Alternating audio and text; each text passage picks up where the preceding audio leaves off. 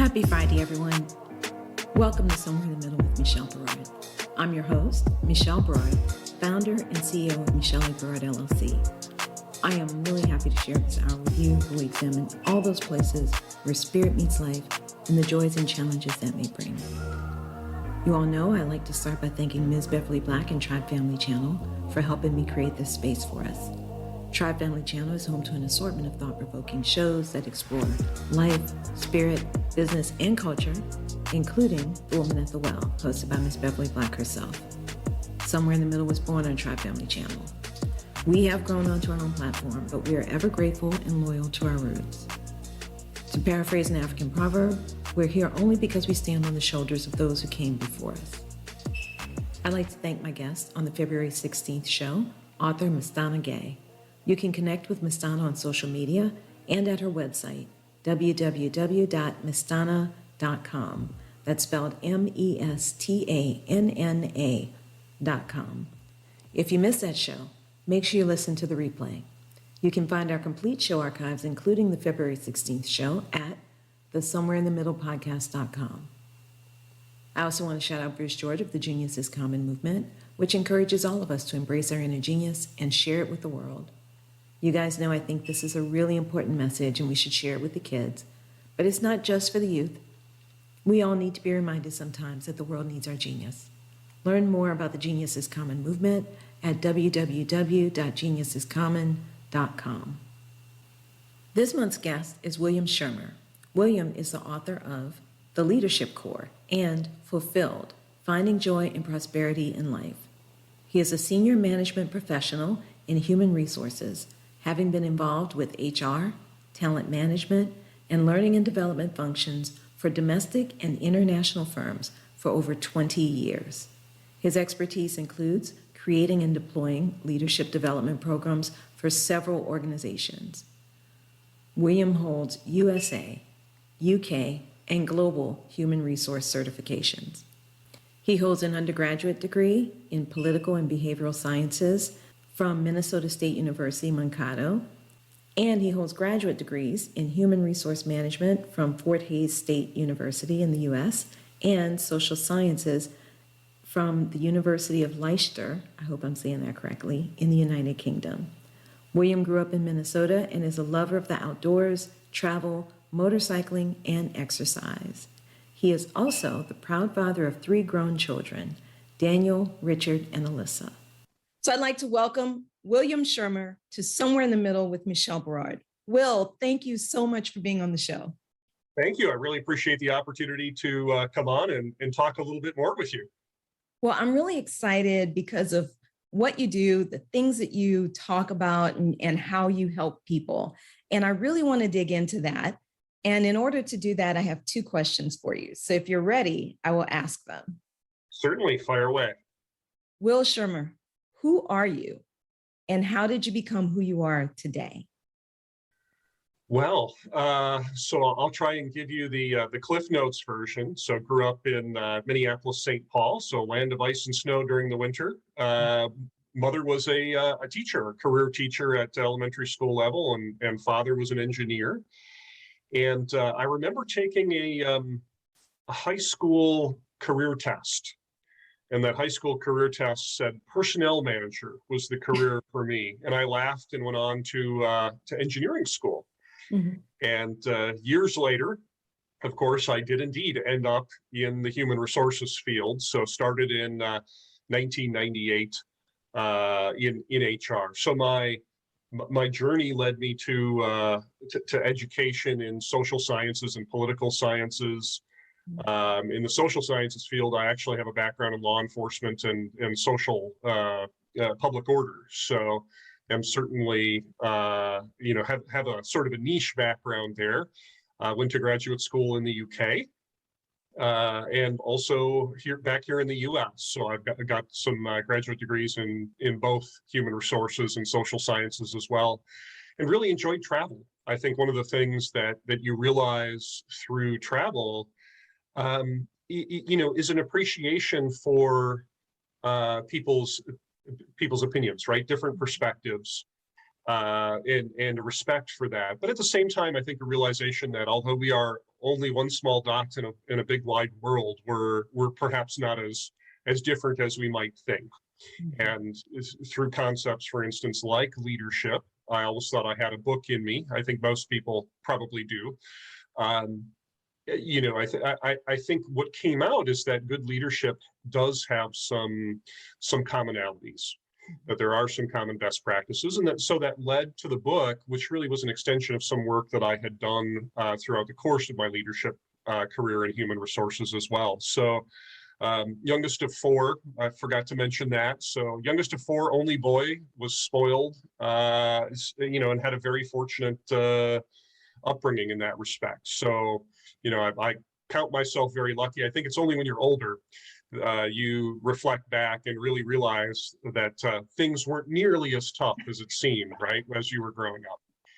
Yeah, I used to tease my kids like, oh, I have the tiniest little violin I'm playing for you, when they would talk about how terrible things are sometimes. I'm like, dude, come on. We live privileged lives here in the United States. There are challenges, but they're privileged challenges by comparison. Exactly right. You know, and eventually the kids, I've got three that are all grown up, but they do come back, and eventually they do admit that their parents were right more than they'd like to admit. So. But my question is, do you have it on video? I've got two of them on video. I have nothing on video, and I'm sure my kids would definitely deny it if I said that again to their face. Yeah, the third one, I've been trying to get him on video. He's also the baby boy, and I just can't get him. Sorry, the girls were very cooperative about giving me my videos, because I wanted to have it as a record. Well, good luck with that. Well, you said so many things that were really interesting about your background. You mentioned HR, you mentioned engineering, you mentioned law enforcement, public order. How did you mesh all that together? Well, it was more a journey, and I think it's interesting. You know, as I was talking to my kids, they were in high school, and there was a lot of pressure even at sophomore year for them to figure out what they wanted to do in college, which I railed against a little bit, because I don't think that you know, you're going to figure out your life path at 16 or at 18 or 20 even. Mm-hmm. And so I started out in engineering because Dad was an engineer, and you know, I liked math, I liked drafting. Had a head for math, but really what I found out is that wasn't a passion. And I think a lot of what makes us fulfilled in life, and it's the subject of another book I'm writing that is titled Where Talent and Passion Collide. And it's about finding what you are both good at, and really what captures your interest, what really sparks something inside you. And so you know, I was interested in learning more about law and social order, public order. So went to school for law enforcement and political science as well in Mankato State University, a little university in Southwest Minnesota, and graduated from there. But you know, I didn't have interest in being a municipal police officer at the time. You know, I was looking at other subjects that I thought were more macro level. And so had an opportunity to undertake a graduate degree in the UK in public order, which is really a mix of sociology, political science, and law enforcement. And my emphasis was terrorism and political violence. And so to cut a fairly long story short, I went back to the UK to begin a doctoral degree. Met my wife at the time there, and stayed, and had an opportunity to transition from area management in the retail space into HR, because I always really liked working with people, and really wanted to understand, you know, what is it that differentiates successful organizations in terms of how it uses human capital. Mm-hmm. And when I mean uses, really it's for mutual benefit, right, not in a manipulative way. And so that was really sparked when I was doing some area management work in retail. I liked training, I liked onboarding, I liked trying to find a good fit for the organization. And so I had an opportunity to switch out and begin work for an HR consultancy in the late 90s. in the UK. And so had an opportunity to work with both UK and European businesses, even a couple in Southeast Asia. And from there, really that interest in all things human resources, and over time, leadership and leadership development as well sort of evolved. And so my route into HR and then through HR was a winding road. And in retrospect, I don't think that's a bad thing. And I think it's a good thing for individuals, for instance, to get operational experience within industries or other types of experience, because they become more well-rounded in terms of what they bring to the table in HR. So that is ultimately the story of how all that meshed together. I think that there were certainly lessons in, for instance, law enforcement about stress and stress management, for example, or influencing or de-escalating of conflict.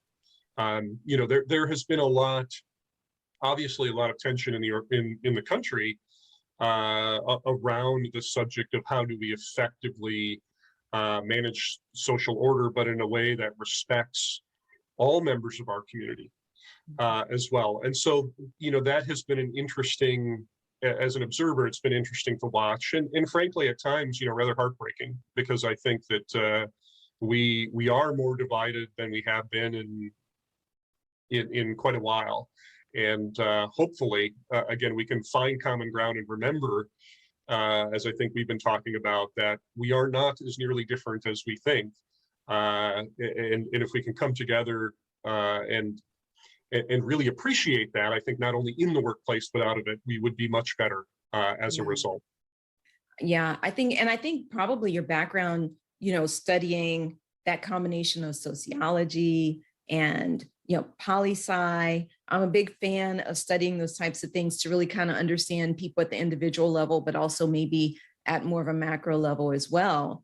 What I'm curious about, though, is you started your career, well, I don't want to say you started your career, you continued your career in the UK, and you worked even with, I think you mentioned Southeast Asian countries. What did you find were similar and different from a corporate leadership style from, say, the UK, between the UK, the US, and some of those Southeast Asian countries? Yeah, and I was very lucky. So after 16 years in the US, I returned to the UK back in 2018 and spent about 3 years over there working within an international company, which was very, very gracious to offer me an opportunity to work in talent management.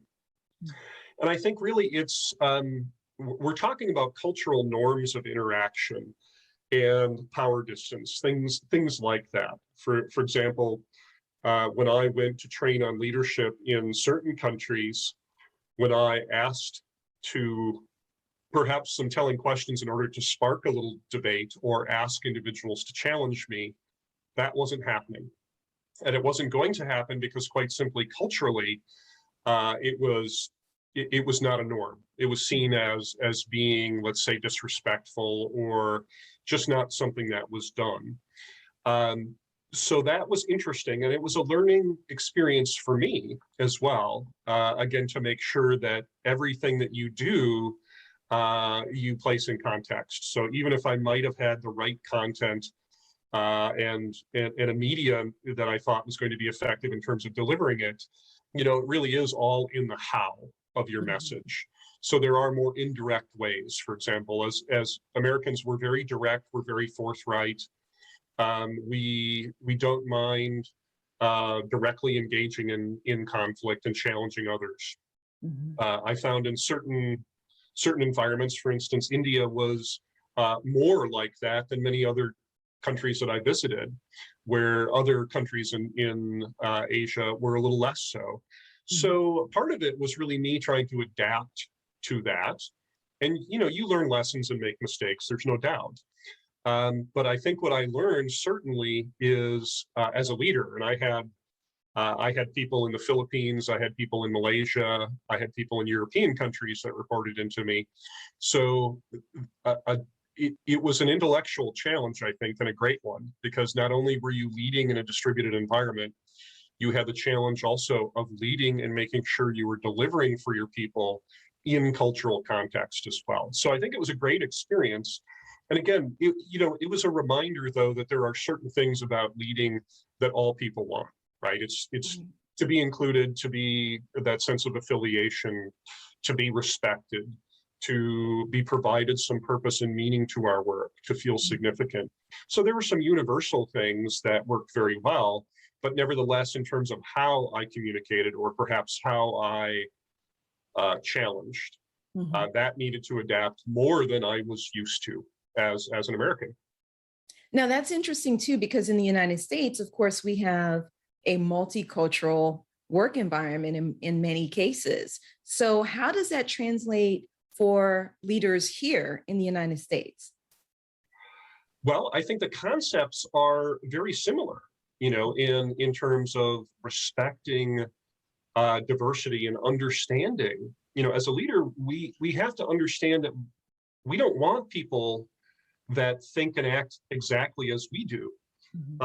We don't want to have a team of those people. That's, that promotes groupthink. And you want that richness of diversity. But along with that, as a leader, we have to remember that we must respect that we are, along with greater diversity comes the potential for people having more lively debate and more conflict, because there are different backgrounds. And we're asking people now to look through the world in many different lenses rather than just a few.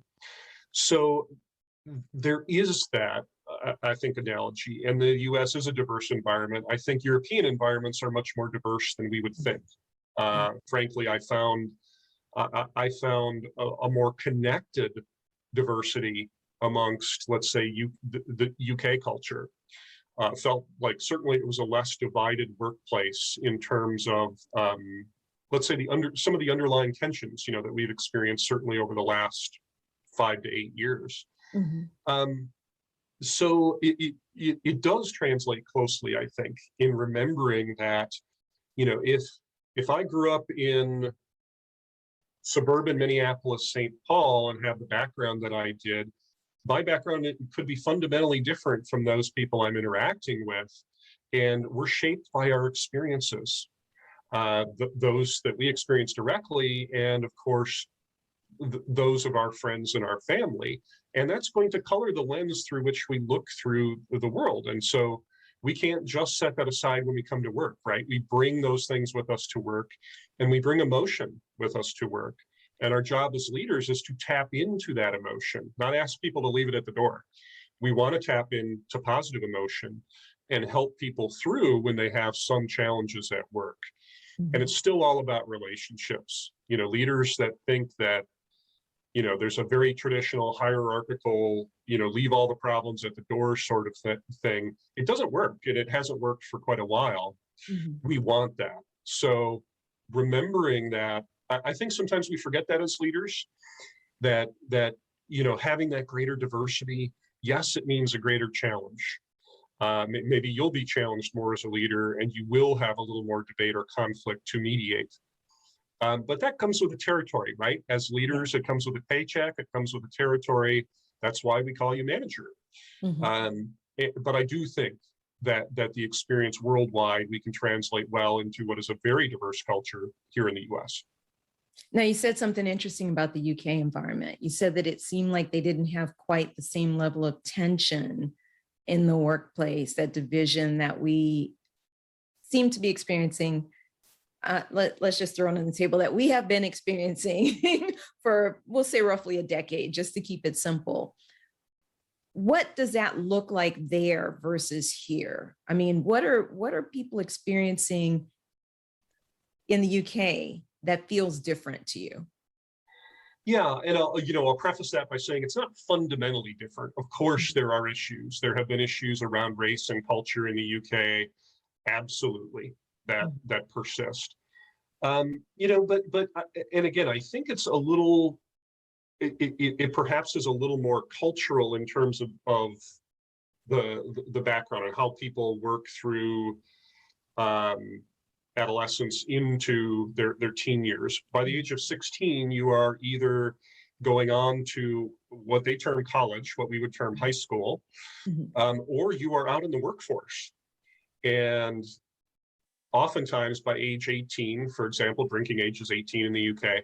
I think that there is a growing up there, just in terms of maturing about what the basics of behavior are like in the workplace, perhaps a little earlier at times than we see. And of course, there are cultural nuances, right? You have that perception of people being perhaps slightly more reserved in the UK, or perhaps slightly more indirect in terms of how they manage through conflict, and that's true. Mhm. And so what happens now? Of course, I don't know what I don't know in terms of, there may be tension there, but it's hidden, right? Or it's Right. more well hidden. But what I found were there were certain basics, around appropriateness of behavior or interaction with ground level employees that I didn't necessarily have to address as I had in the US. But that is also because there are individuals who hit the workforce, let's say up to 6 years earlier, by the time they're 16, rather than, let's say, somewhere between 18 and 22 here in the US. And obviously, I've had examples of both, let's say, on a work basis, both mature and immature, in terms of where people are in understanding what's needed in the work environment. But there are some cultural differences, but no doubt, socially, there are still underlying tensions in the UK. We have seen that significantly, and of course, the twist there too is a history of political violence, Right. as well, both stemming from Northern Ireland and also elsewhere in the world, that has been a part of culture there. So along with that richness of diversity, and there certainly is a very diverse culture in the UK, there have been problems also. Yeah. And I wonder too, because you mentioned, getting into the workforce at say 16 years old, for a large number of people there, a good number of people there, as opposed to here where a lot of them are getting out at 18 or 19 or 20 or even older and working. It seemed to me that a lot of the jobs that used to be jobs for teenagers here in the United States, real life grownups are working now. Because my first job, I worked in a clothing store in the mall at 15 or 16 years old. And so to me, that was my introduction to work. Was I had a nice little job in the mall, and I had my little spending money. I could go hang out with my friends, and we all had fun. But I was working what I think was a job that was a pretty good training ground, if you will, for what retail. I think is a good training ground. Whereas it seems like now there are a lot of real adults working those jobs, and I'm wondering, that seems like a function of our economy shifting. And is it maybe the way that things are structured there in the UK that makes it a little easier for kids to still come out and say, I think I'm going to work? Yeah, well, I think we're seeing that. I think we see it more here in the US. Perhaps it's just that this is home, and so it's easy to notice. But there's a couple of reasons that's happening, and one is around the baby boomer generation, that they are retiring or have retired, and a lot of people realize that going from full work to no work is not a change that they find healthy mentally, as well. So that feeling again of still feeling significant, relevant, yes, absolutely, continuing to supplement income. But these are things often that are very intentional. People are choosing to do, even individuals that may have been in high-powered roles in whatever respective business they were in. As a matter of fact, it was interesting. I was talking to a good friend that was out visiting a couple of weeks ago, and he often he deals in the retirement and estate planning area for individuals who've got corporations. And one of them literally said, he was going to become a Walmart greeter when he retires. And he was very intentional about saying, look, I'm going to go do something to keep me busy. That's my intent. It's not about money, but that's what I'm going to do because I like the idea of the job. And so I think we see that as a result of large numbers of people in retirement realizing that full retirement doesn't feel right for them, that they want to keep themselves busy and engaged in the workforce for various reasons. And you're probably seeing that in a way in which we saw, right, that the jobs in local retail or fast food or other what we would term entry-level jobs that were probably dominated by the 16 to 22-year-old roughly age group, we now have a much more diverse group. And there is challenge there for those looking to get into the workforce, because there are organizations that are rethinking this and saying, look, the mature individual in the workforce, they understand how to behave and act in an environment. They understand, the basic expectations of team working, for example, and they have had a lifetime of experience to bring to the table. And I think we're much more open about that now than perhaps we were a generation ago. Yeah, that's really interesting. So what lessons does that bring for, let's say, small business leaders right now in terms of how they should be thinking about leading their teams and growing their teams? Well, I think the first lesson is to make sure that you cast your net wide in terms of your candidate pool. Because again, and I'm not in any way saying that those just entering the workforce in that 16 to 22, 25-year-old age range aren't going to make great employees. Absolutely, they will. But I think what I'm saying is that by considering the entire workforce in areas in which traditionally people may have held some biases around candidate pools, you may be tapping into a wealth of experience and knowledge. And also remember that team members that come in, it's not just about getting the work done, it's about adding to the team dynamic and also helping to mentor other people as well. And we've all relied on them as leaders, right? If you're an insightful leader, you find out who your de facto leaders are in your team, the mentors or the go-to people that are respected, and you use them as role models for behavior. And so it's important to consider that, and also to be open, right? People are going to have gaps in resumes that are completely explainable. And it's best to initially err on the side of being liberal with your screening process initially. Right. Allow for a conversation to find out more if you think that at least on paper, it's worth that half-hour initial call. So I think that's important for us to address biases in hiring and in interviewing. We all have them, whether we like to admit it or not. Right. The individual that graduates from certain colleges, or you get the stereotype around so-and-so was a leader for his or her soccer team, so they must be a great leader.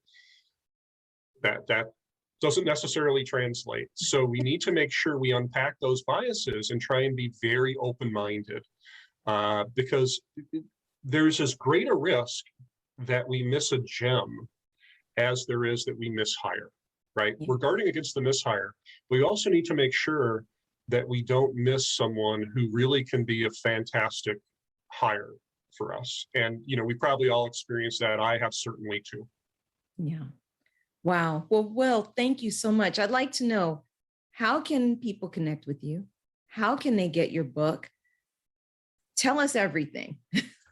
Sure. Well, so my website is willschirmerofficial.com. So that's the easiest way, perhaps, of connecting with me. There's a way of then emailing me. Information about the book is on there. The book is being released on the 26th of October in major retailers, Amazon, Barnes & Noble, and so forth worldwide.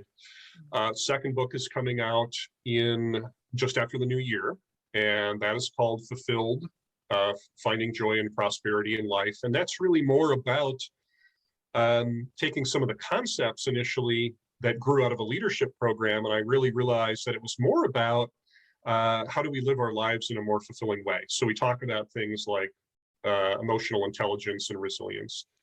So those books are headed out there. Certainly you can connect with me on LinkedIn, on Facebook, on Instagram as well, which is Will Schirmer 1.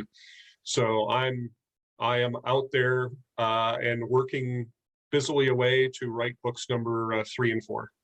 Awesome. So I want to spell your domain, your website. It's WILLSCHIMER official.com, correct? You're almost there. It's Will. Almost. It's Will, SCHIRMER.com. You've got it. Exactly right. Awesome. Awesome. Guys, make sure you connect with Will. Get his books. We want to be better leaders, especially as things are right now. The United States, the world is crying out for fabulous leaders to help bring us all together so that we can get to that common goal of having a great life together. So Will Schirmer, thank you for the work that you do. And thank you for appearing on Somewhere in the Middle with Michelle Berard. Really appreciate the opportunity. It's been good fun. Okay, that's our show this month, guys. You can reach me online at michelleberard.com. You can also find me on Facebook, Twitter, Instagram, and TikTok as Urban Book Editor. Send me a note. I'd love to hear from you. Feel free to send in some topics you'd like us to cover on the show. Make sure you tune into the show on April 19th when my guest will be author Terry M. Brown. You can find us once a month on Fridays at 5 p.m. Pacific, 6 p.m. Mountain, 7 p.m. Central, and 8 p.m. Eastern at the somewhereinthemiddlepodcast.com. Let's continue the conversation.